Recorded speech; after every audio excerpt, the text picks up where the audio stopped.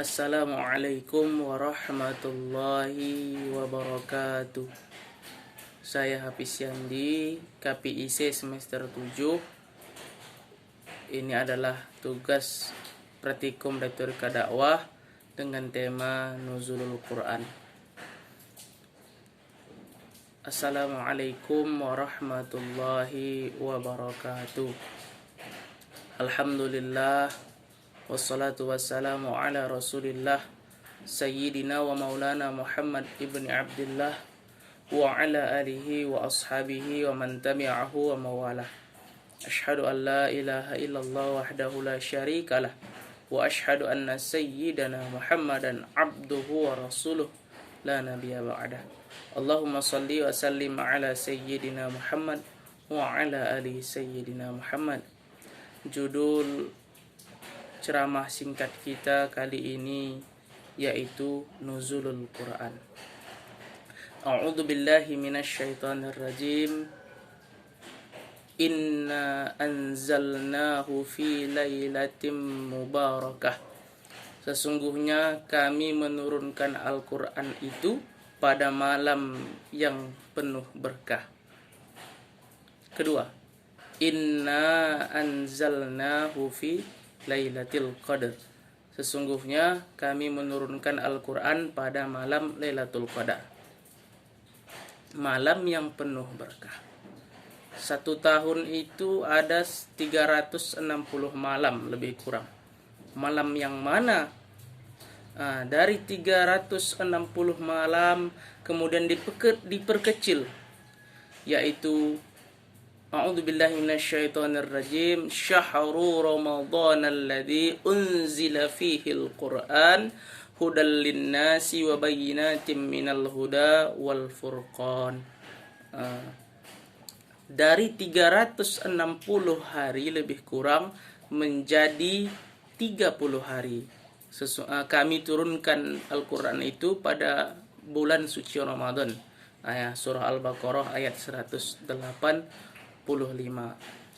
Dari 30 hari itu yang mana? Ada yang berpendapat di malam yang ke-17 sesuai dengan Imam Syafi'i. Ada yang berpendapat 10 malam terakhir, di antara 10 malam terakhir. Kemudian ada yang berpendapat macam-macam pendapat. Tapi seluruhnya itu ialah prediksi. Ada dua fase yang dalam proses turunnya Al-Quran itu. Fase pertama disebut dengan fase di mana Al-Quran itu turun ke langit dunia. Namanya Baitul Izzah. Dari Lauhul Mahfuz turun ke langit dunia. Jadi tidak langsung turun kepada Nabi Muhammad sallallahu alaihi wasallam. Jadi ada dua tahap.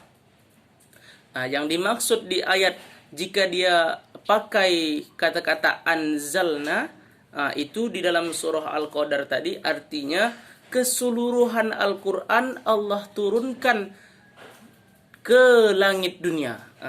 Jadi ketika fase pertama penurunan Al-Quran dari Lauh Mahfuz ke langit dunia, itu seluruhnya Al-Quran dari surah Al-Fatihah sampai An-Nas semuanya sudah diturunkan Allah Subhanahu wa taala. Baru fase kedua nazzalna.